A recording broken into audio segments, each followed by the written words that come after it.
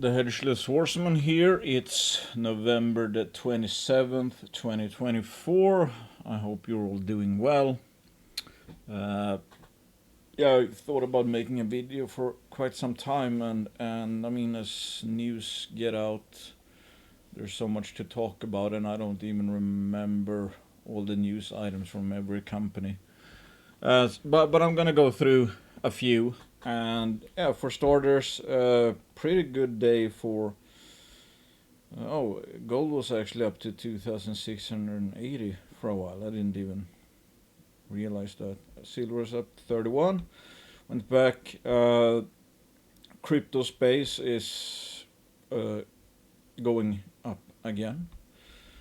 And stocks went down. I'm a bit surprised that crypto is up. With Nasdaq going down. But I mean, as you can clearly see, it's. I mean, you should not really be surprised, but it's like the junior sector, whatever, except for in the mining sector, like the junior sector, you typically have whatever, the actual metal price go up, so their value increases or their implied value increases, then it goes up.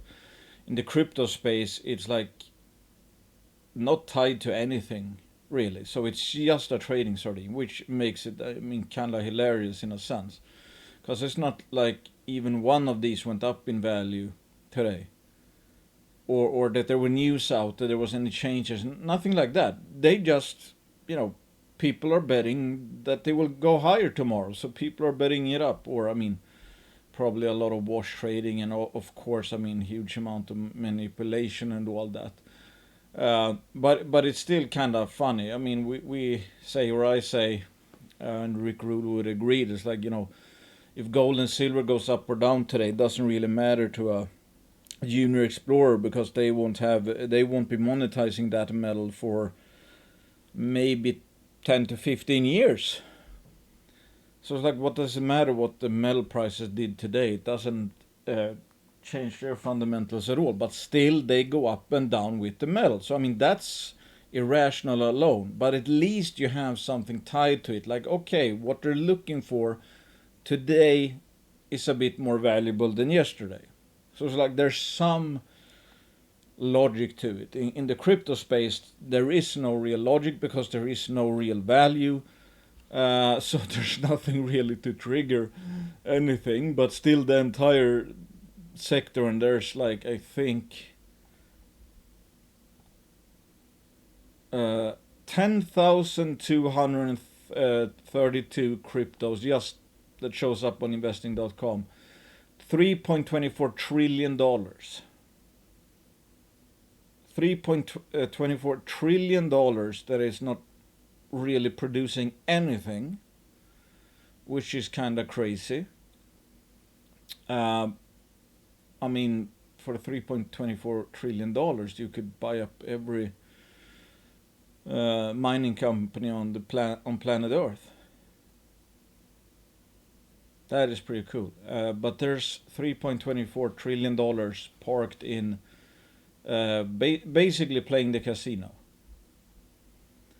And oh yeah, I mean, I have needed to put out some Copium lately. I don't know, it's like I try to spend less time on Twitter because it's not really obviously productive for me personally. But I don't know, it's like I can tell that because I do check Twitter. It's like I can tell, and I know that people are getting worried, like always, and especially when you see it's like 10,000 cryptos go up and all that. It's like, opportunity cost. Am I missing out? I mean, that's where everybody's saying Bitcoin's gonna hit $1 million per coin and what have you. Excuse me. But I just want to point this out because it's just funny. It's like every single bottom or low I've been involved with, and I have been involved with quite a few since I got in 2015. Same thing happens. People think it's different this time. This time there's a reason why juniors and minors won't rally. Yada yada. Again, like I said, I think a week ago or something, I read that somebody tweeted it's like, minors are obsolete. I guess he got that idea from seeing the valuations of the juniors. Uh, but at the same time, the world has never consumed or produced or needed more metals than today. So we're actually not, the miners are not obsolete. They have never been needed in such a quantity before. And they are expected to be needed even more with, um, whatever, the data centers. I mean, I read an article that Ireland is, I mean, in some places of Ireland, like 15% or something of the electricity goes to data centers. So it's like, it's starting to pile up a bit. Could obviously get even more energy consumption from that, from on that front, and at the same time, Bitcoin alone, and not the entire crypto space. Oh, here comes the street sweeper. Apologies if that sounds a lot. Anyway, Bitcoin itself, I think it's ahead of Poland in terms of how much the Bitcoin network consumes just from operating, and it obviously needs to operate, otherwise, I mean, the Bitcoin, how do you call it, like the chain, it won't work. So it's like right now you need, I think, a bit more than the annual energy consumption of Poland to run the, well, the not just annual, but like the energy that is required to basically supply Poland with its, I mean, civilization, is required for the Bitcoin network to work, and that is needed, and it's going up and up and up and up. So more energy is required the longer Bitcoin exists, basically. So it's like right now, you need as much energy as Poland requires to have Bitcoin function. If nobody sees a problem with that, I don't know what to tell you.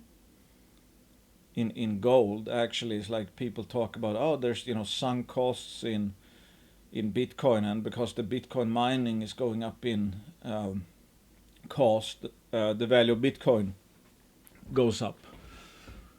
Well, that can also obviously be a huge problem, and the fact that you need that, so that's like an Achilles heel, that you have that kind of data power or computing power goes to that. I mean, in gold is yes, obviously there's some cost in gold. Like what's the production cost of new gold? But once that is up, you don't need anything. It's there. You don't need computers running for your gold that you store away to function, for example. Yeah, I'm not going to go in deeper in that, but okay, the main point was that, again, I just point this out. I've said it. It's like, and I did a tweet today, just a rhetorical question. How would it affect your thinking, or would you invest differently if you know there's 100% chance of a junior bull coming? I think a lot of people, if they took to heart, it's like, oh, it's not different this time. There is a bull coming. It's just a matter of when. Okay, what levels are we? What are the Here comes the street sweeper. What are the valuations in the junior space? Oh, goddamn. Okay, they're this low when gold price is this high. So I have $1,000 margin of safety for the gold price, and gold could obviously go higher. Maybe in 2 years it's going to be at $4,000. What could these juniors be worth in that case? Plus add on a sentiment shift, plus add on that the companies you invest in on average have actually created value over those 2 years.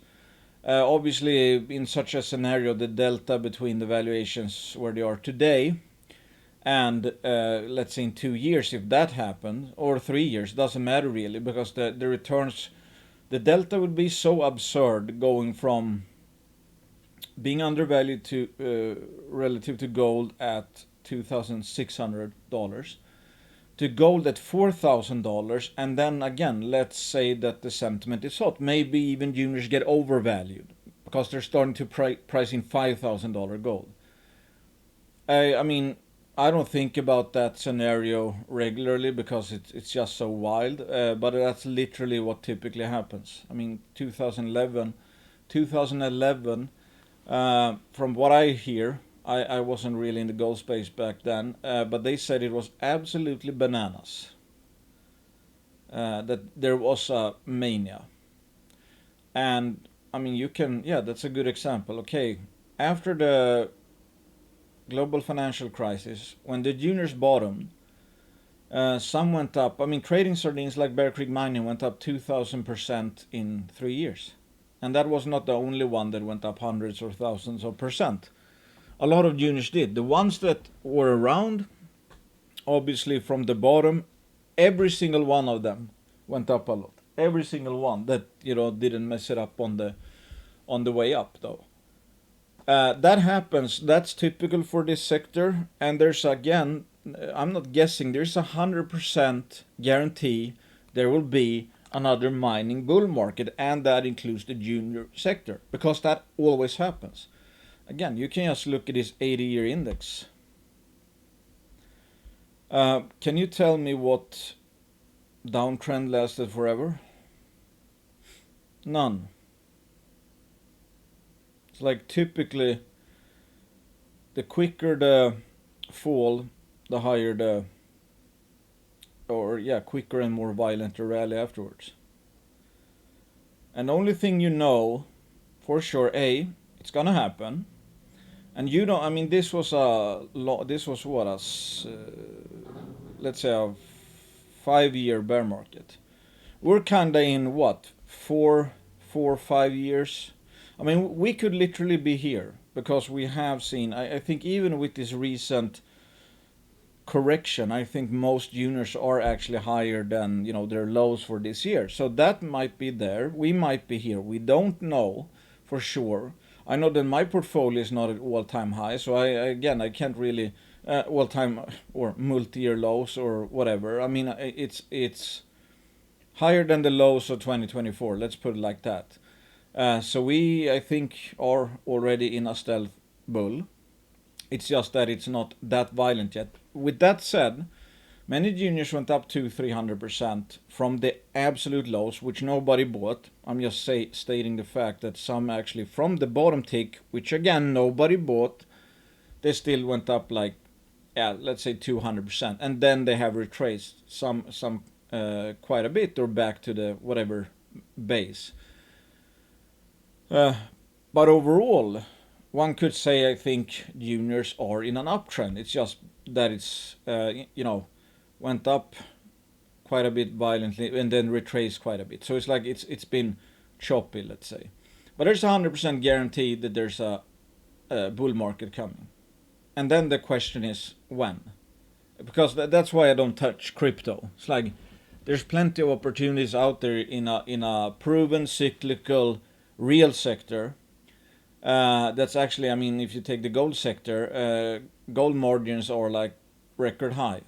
An operating gold mine has never been more valuable, basically, than today, on average. So a future gold mine, or it's like a gold project that's not too far off from production, should have its highest value today. But yet we see kind of the opposite. Not the opposite, but it's like they are incredibly cheap. And that's obviously why this is the most insane value opportunity that maybe the gold junior sector has ever seen. And I think that's partly because of crypto. So instead of buying juniors, people are buying crypto. And people are even selling juniors to go into crypto because that's working. And I see that people say that in the forum. I mean, not everyone sells everything, but some is like, I've taken some money and gone into crypto, and so far that's working out, etc. All of that matters in a very capital starved, low liquidity environment.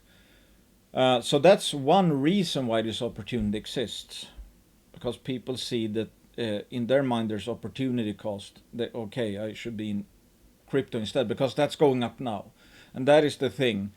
The number one focus for most people is to have returns soon or now. That's the number one priority.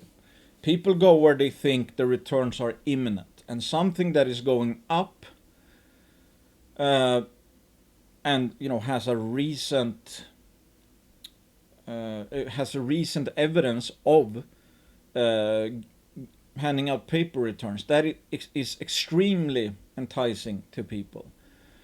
Buying down here, almost nobody does that. Almost nobody buys any of the lows. And that's what we're seeing right now. And now it makes less sense than ever because, again, on paper, these projects are worth multiples of what they're selling for. And the only, way that can happen is if nobody buys them higher. So the marginal investor is allowing this insane price to value gap to be here. So it's being ignored basically, which again goes to show that it's like, if you have, in my opinion, if you have common sense, infinite patience, I don't see how you lose money long term in this sector because it's so predictable. It does the same exact thing. At every top, a bear market is like a black swan event. Nobody saw it coming. At a bottom, a bull market is a black swan event. Nobody saw it coming. And that happens every friggin' time, all the time. And now, even when you have the most profitable gold mining sector we maybe ever had, that is not enough for people to buy undervalued projects. So that's saying something. That's saying something about the marginal investor today. That's basically never been more irrational. So this is like stealing candy from a baby, basically. In 2011, good luck finding a cheap or undervalued gold company. There probably didn't exist any, unless they were, I don't know, IPO'd or something like that. That's an extremely difficult environment to be a value investor. Now, it's probably never been easier. Some stores out there are just breathtaking, and if you own a few of them, so it's like you're at least somewhat diversified. It's like there's a chronic risk to the upside, and there's a 100% chance of a junior bull market coming. We don't know when, but when it happens, the returns are going to be well worth the wait. Or again, you can do like most people, they rather bet on crypto where there is no margin of safety. Nobody has any idea where it's going to go. In my opinion, it's like 99.9% are going to basically go to zero sooner or later. So that's chronic risk to the downside in my opinion. And let's take Bitcoin. People are saying it's already at, I don't know, let's say 2 trillion, 1.5 trillion, whatever. For that to 10 bag, Bitcoin has to have a market cap of $15 trillion. I think that would be more than all the gold is worth right now. So that sounds like an insanely tall ask. I'm not saying it's impossible, especially not in nominal terms. But what do you think the odds are that, well-rounded, high-quality, cheap junior gold portfolio could do 10x in the next 5 years?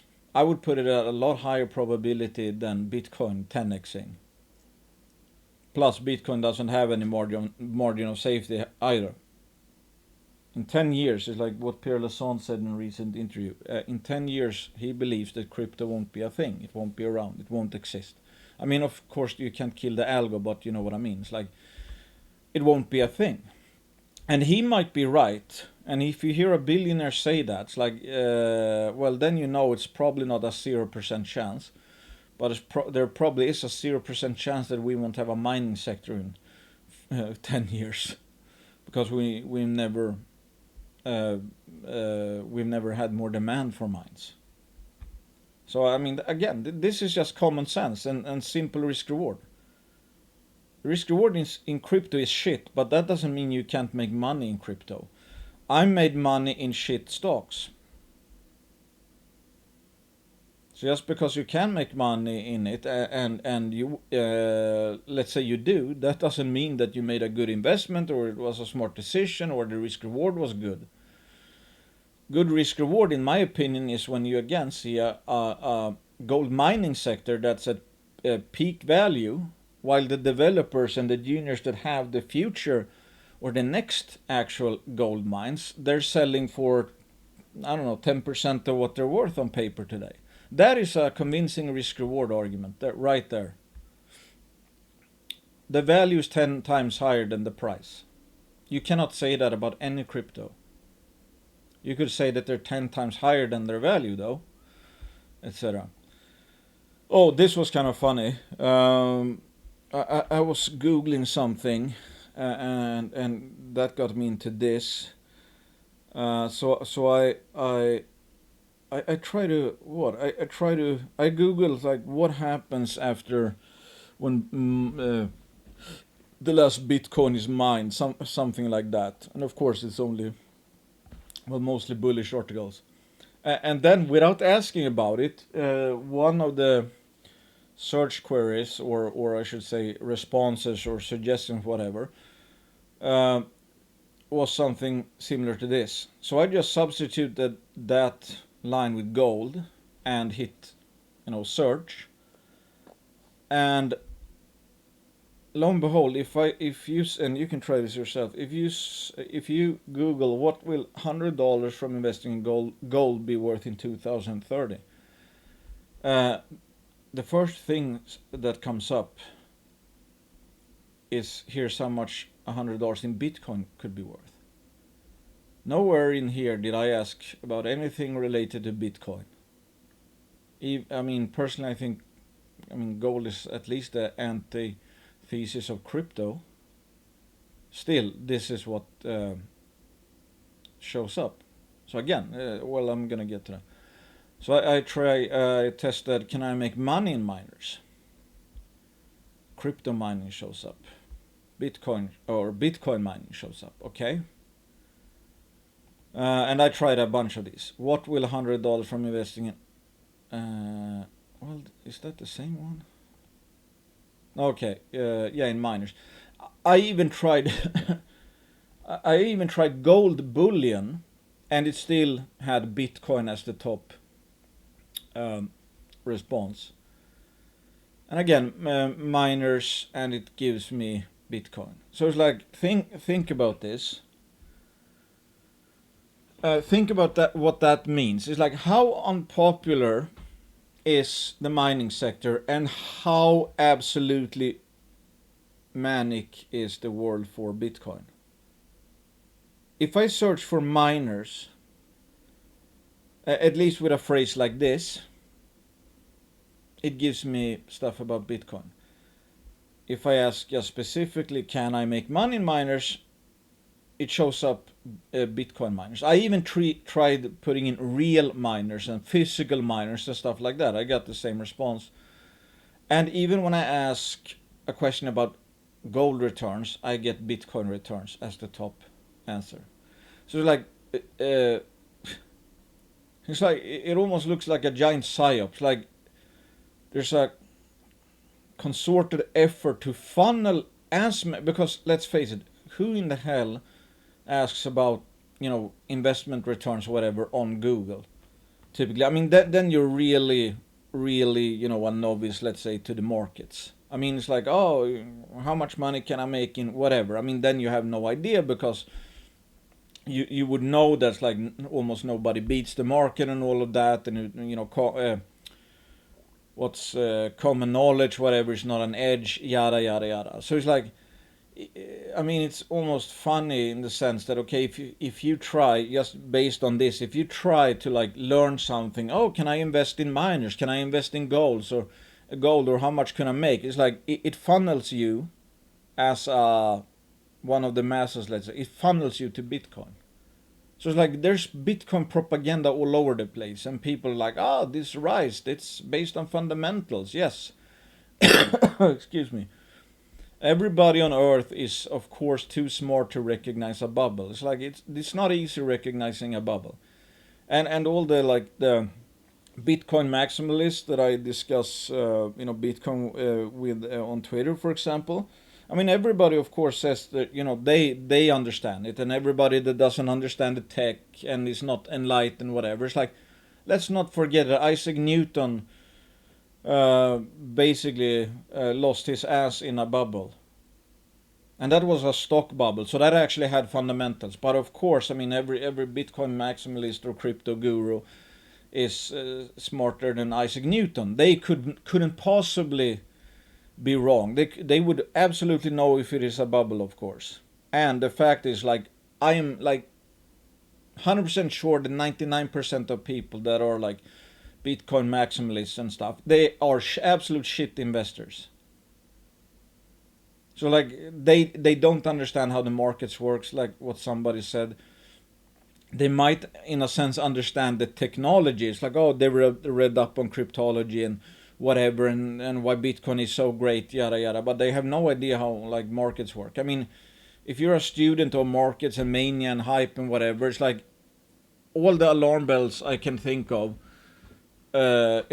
show up at Bitcoin tops, basically. It's like you have the Hawk Tua girl, she just promoted Bitcoin. You have Scottie Pippen being a guru for Bitcoin. It's like you have people have no idea about investing. It's like, oh, Bitcoin is a great thing. And I swear, almost every influencer account on Twitter, regardless of what their, quote, expertise is, where it's like, food, the manosphere, I don't know, fashion, business, wealth, yada. Every single one is pumping Bitcoin and cryptos. So it's like, am I wrong, or is like everybody else and their mother right?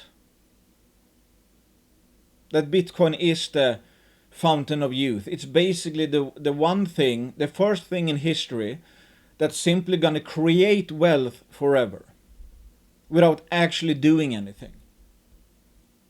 It's like, yes, gold has gone up in nominal terms in every fiat system over the long term. But if you look at it, it's like, well, it's actually kept its value. That's it. Yes, gold is a lot higher today in US dollars than it was 30 years ago. But you can't buy, I mean, if price goes up 10x or 20x in gold, typically you can buy 10 or 20x more stuff. Because it kind of tracks inflation. So the stuff you want to buy has gone up 10 to 20x. But Bitcoin is heralded basically as gold, but obviously for some reason better. That it's not only store of wealth or store of value, it's actually creating wealth. It's like a utopia. If you hold it, you're gonna get rich. Just hold it long enough. There's nothing on this planet in history that has really done that. I'm pretty sure about that. The stock market goes up with the growth of the economy, etc. And you've done better in stocks than you did in gold because there's, it's what is it, like inflation plus growth, for example. Yes, over the long term the stock market goes up, but that's production. That is like value creation. Bitcoin does not create any value. So, but for some reason people see that, well, that's a license for it to literally go higher above inflation forever. Because the cost of mining it, because of cost of mining this somewhat worthless thing is going up. I mean, okay, that's enough from me on that front. It's like, to me, I'm not touching this stuff. I'm still not touching it. I do realize that if I would have been in crypto I actually mined crypto on my laptop in like 2013, I think, but I have no idea. I had a shitty laptop. I have no idea where that laptop even is. But yes, if I bought and held crypto like 8 years or even farther, back, yes, I would have made a lot of money. That's true. But that's then. That's past. Now it's at what, 1.5 trillion, etc. That's what I personally think. People, I actually think the crypto, the let's say the ship has sailed for hodling yourself to riches in Bitcoin or crypto, for example. It's one thing to have go up 30,000% from whatever to 1.5 trillion. There's another thing to go up 30,000% over the next 15 years from 1.5 trillion. But I don't think anybody wants to accept that. You see, well, most of the shit coins are lower than their multi-year highs and all that. Could they go higher? Absolutely. I'm not calling a top when there's a mania going on. I wouldn't want to call a top. It's the same on the downside in the junior sector, for example. When some juniors get really really cheap, they can still go down 50%. Makes no sense, but that can still happen.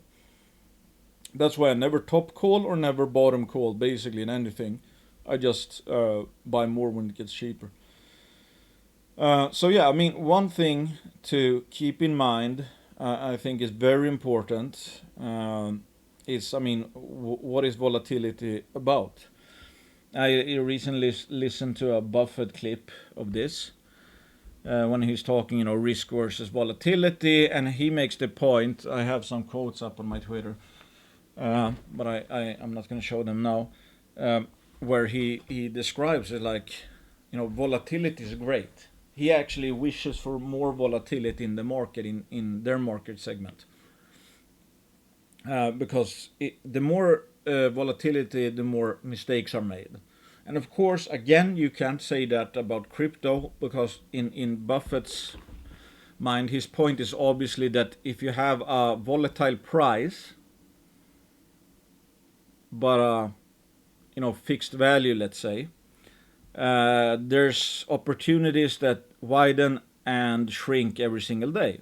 The more volatility, the more they shrink and expand in any given time frame.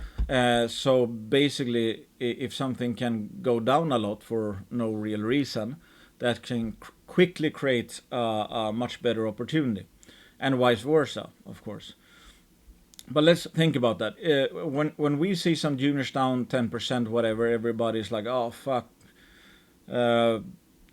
Jesus, why me? I'm already, my portfolio's already red, yada yada yada." It's like, think about what a 10% dip can mean over the long term.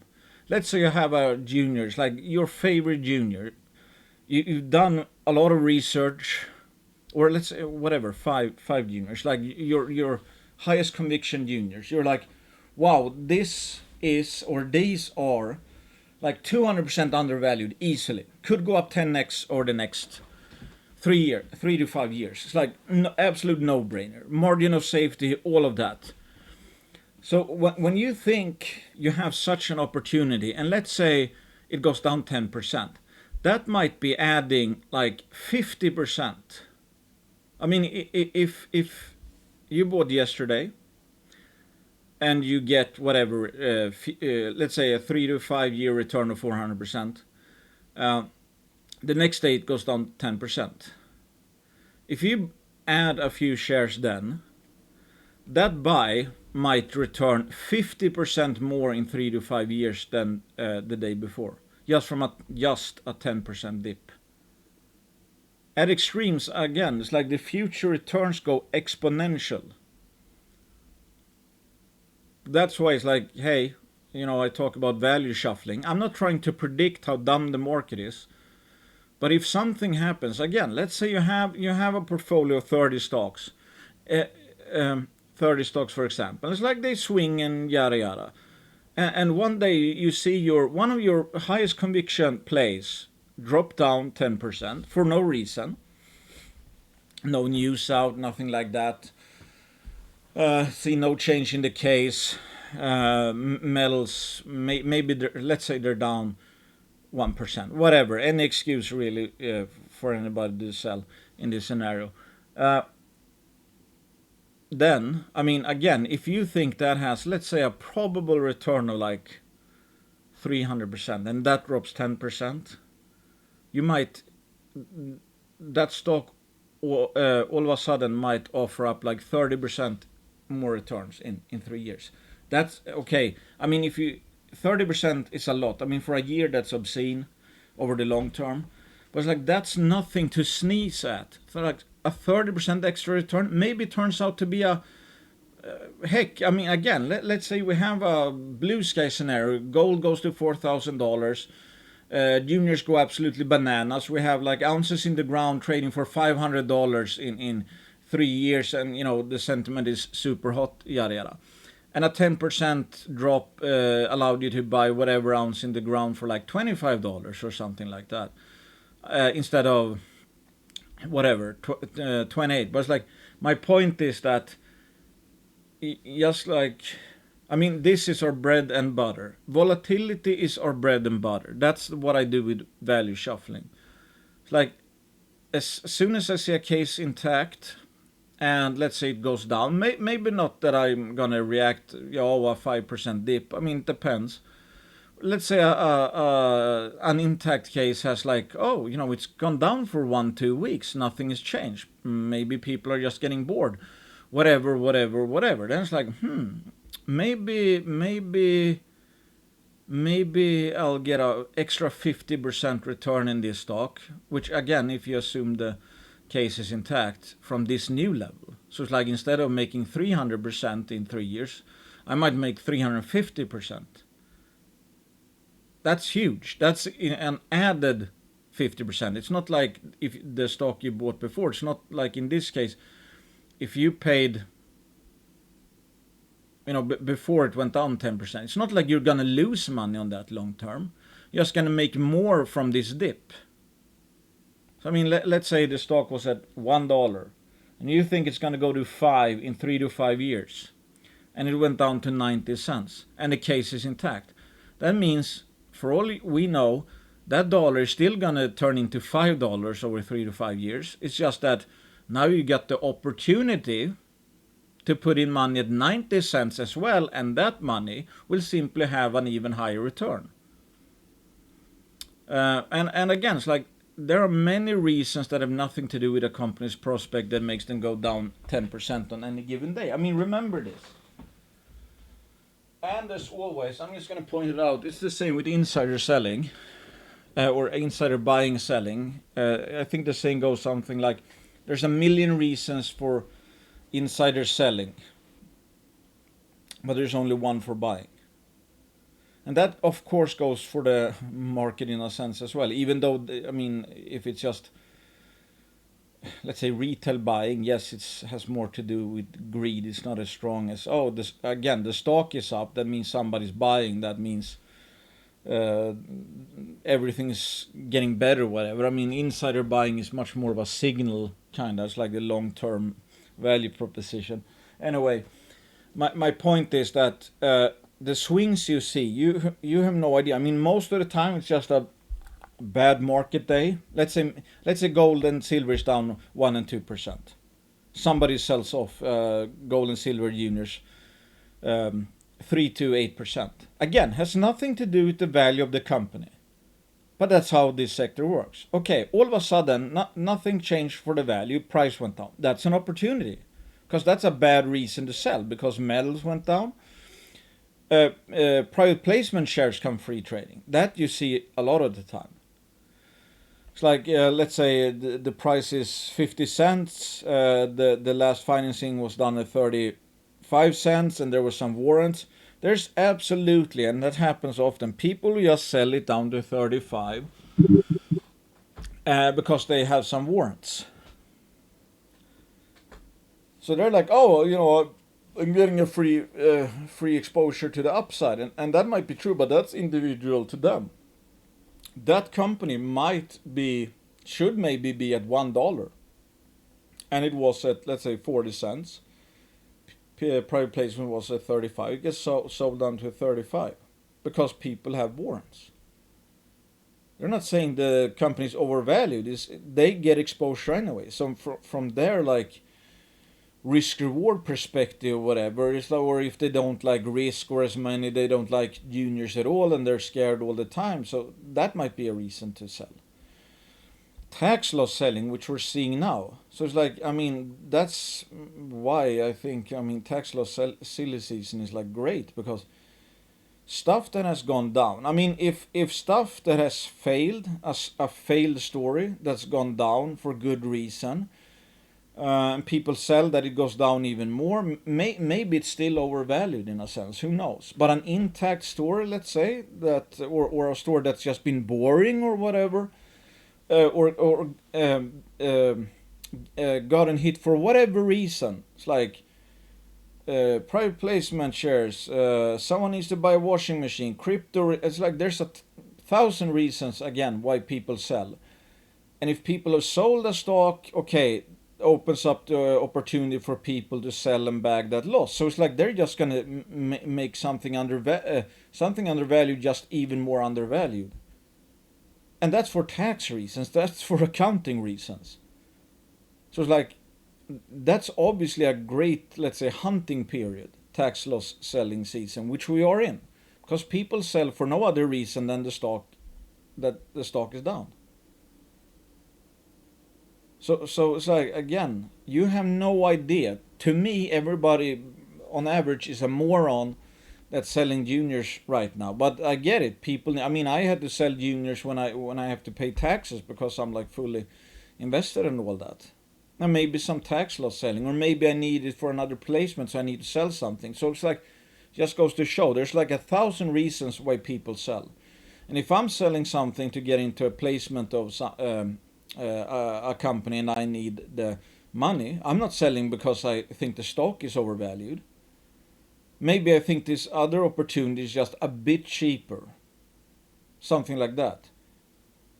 So I think what I'm selling is a buy, but not as big of a buy. But if I'm selling, I might make the stock go down that day. And then somebody can pick up that company even cheaper because I need the money for something else. And I'm not even selling something I think is a sell. So there's, especially when this market is capital starved. So there's a lot of cannibalism going on, I think. None of these reasons for selling and anything to do with the value of the company is now or might be 3 years from now. That is why volatility is great. So this is a point I just wanted to make. I mean, I've talked about this on K Report recently. I posted about this in a forum quite recently. Newmont sold the Eleanor mine in Quebec for, or was it USD?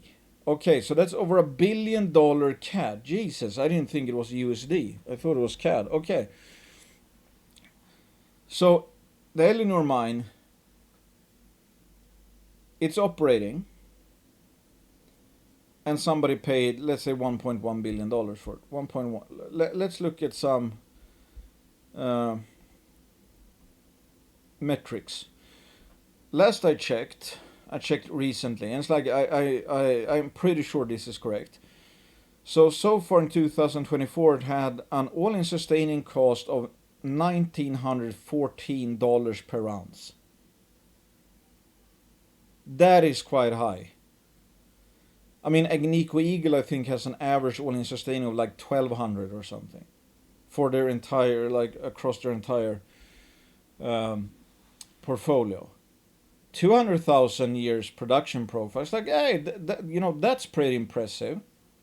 It's like not too many mines have 200,000 ounce production. Obviously, it's like this is not a tier 1 deposit. I mean, if this had like $1,100 in cost, then it would be like a Young Davidson mine, and that's at least like a flagship mine for a mid-tier. I don't know if maybe Newmont would sell it anyway, but they wouldn't sell it for 1.1 billion in that case, I don't think. But let's look at the reserves. 1.57 million ounces. So 1.5 million ounces in reserves, 0.7 million ounces in total resources, that's indicated, measured, and inferred.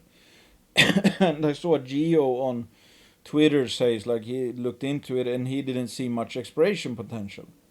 At least not like within the mine. So this might be close to I mean, they might make some reserves out of this, but let's say there's like 1.7 million ounces or something. That's not a long mine life, or it's not a huge mine life. And let's say it's only 1.57, so like 7-year mine life. I mean, then which I make the case. This is in the Integra. That sounds like Florida Canyon. Florida Canyon, I think, has. Wait, maybe it's expected to have what, 1900 or two? I think like 1900 all in sustaining right now, something like that, and that's expected to drop to like 1500.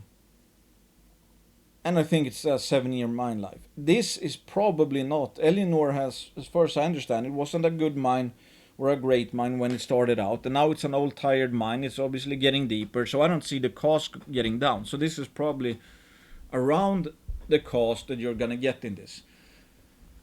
While Florida Canyon, with the strip ratio going down, is expected to drop to 1500 for the last like 3-4 years or something.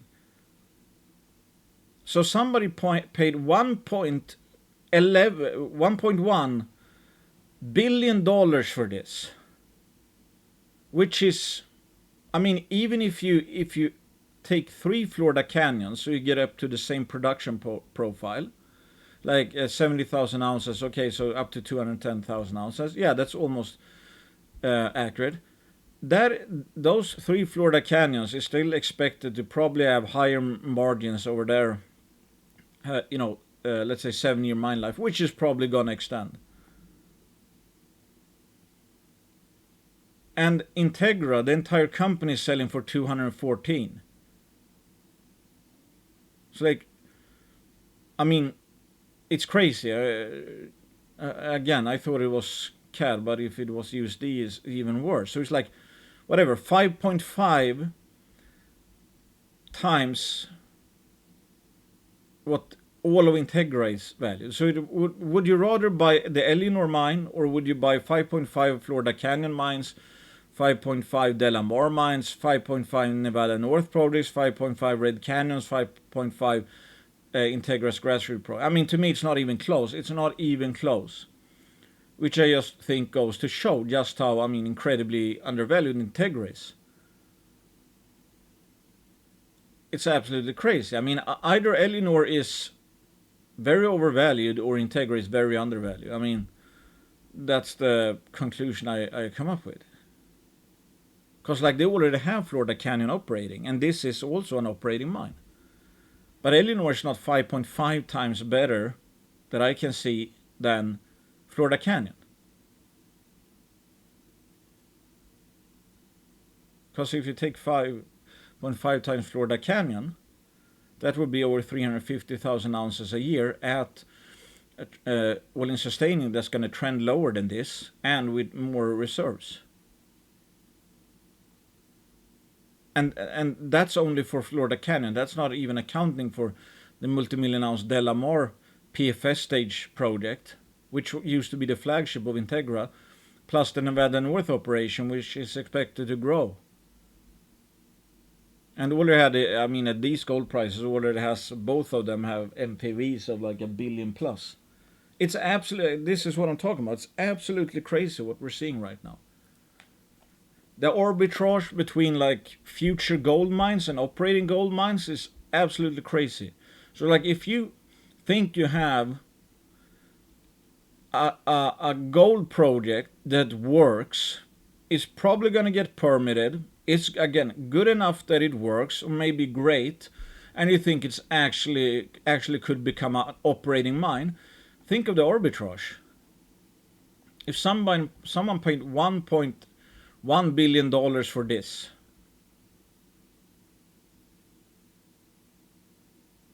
so if you think a project, you own a junior developer that you think can at least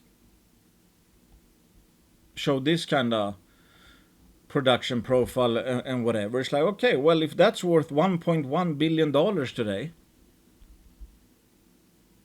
then it's probably undervalued. I mean, okay, I think it's whatever, 70% chance that this project is going to turn into a mine. And I mean, it just goes to show how valuable that basically gold mines are at peak value. I mean, what is it? A couple of years ago, this mine would barely make any money, and now with the gold rise, yes, it's actually they're getting 1.1 billion dollars for it. I mean, it's absolutely crazy. But and again, that is, in my opinion, where I think the absolute highest degree of opportunity exists is in the not every single one perhaps, but because there are some very advanced one asset companies that are not overvalued, but it's like Rupert is at what, 900 million, and that's cheap, but it's not like, oh, disgustingly cheap. But projects where it's like, okay, this could literally become a good mine, and it's, let's say, in a tier 1 jurisdiction, disgustingly undervalued. Possibly. I mean, I think Amex, for example, and don't get me started on First Nordic. I mean, I think the Barsele deposit is going to blow this deposit away and then some. And again, they're getting 1.1 billion for it when it's up and running. Okay, what would Barsele be worth if it's up and running at same, today's gold price? Yeah, obviously I would much rather I would put much higher value on what I think Barsele is going to be. I mean, it could basically almost rival the production profile, I think. I mean, even at 2 million tons per day, should at least be over, or 150,000, whatever. Margin, well, in sustaining would, I think Barsele would be like, I don't know, 1150 or something. So it would have more cash flow, higher margins, better cash flow than this slightly larger mine. Plus, Barsele, I think, is easily going to be 3 million ounces plus. So it's like, oh, a much better operation, or at these gold prices, even, yeah, and this is a high, low margin one with torque, but it's like, oh, Barsele would have like $1,500 in margin of safety before, we can talk about potentially losing money. So much safer operation from like a cost standpoint. Makes more money as it is, and is larger and longer mine life, yada yada yada. And then, add the land package and everything like that. So it's like, this is just proof to me that some of the advanced explorers, developers out there are just retardedly undervalued, because they're pricing in, basically one could say that there's no chance that they have a project that is ever in the, well, basically not going to turn into a mine in our lifetimes, I was going to say. Or that, I mean, gold will not be where it is, whatever. But the projects are like not too far away from becoming mines, grossly undervalued. I think I actually might wrap it up there, because this is already getting long in the tooth, and just do another video. Thanks for listening. I am biased when it comes to Integra, also First Nordic, I own them. I'm biased against Bitcoin and crypto because I don't own them. Integra and, Integra is a banner sponsor. Don't see this as investing advice. Again, it's like with Bitcoin or crypto, whatever, it's like I haven't made any money in it because I haven't been in there. I haven't lost any either. I'm not trying to call a top in Bitcoin or anything like that. I just, basically, sharing how I look at it, and to me the risk reward is not even close. I mean, when I see what's being offered in the real asset space, I mean, when you're buying tangible value for pennies on the dollar, and then, what on earth would make me go into crypto and speculate? Yeah, because, they're moving now, so I can maybe make a quick buck or whatever. It's like, yeah, okay, given how much risk I'm taking on, how big of a position do you think I would be comfortable even buying if I'm not stupid? I don't know. 10% of my portfolio is like, it goes up 30% or 50% or 100%, whatever. It's like, great, who cares? Meanwhile, I'm like, fully deployed in the junior sector, where it's like this is a when not if when not if case. These are gonna go much higher, and since I'm fully deployed, I mean, yeah, I mean, how could I rival that? I mean, I don't even think if I went all in Bitcoin, I don't think I'm gonna outperform my junior portfolio, and that would be with much lower risk because I'm diversified in something tangible. So it's like, again, to me, it's not even close. But if you're good at trading crypto, by all means do that. I just wouldn't, I mean, drink the Kool-Aid thinking that that's the fountain of wealth, let's say. Thanks for listening. Not investing advice. Bye.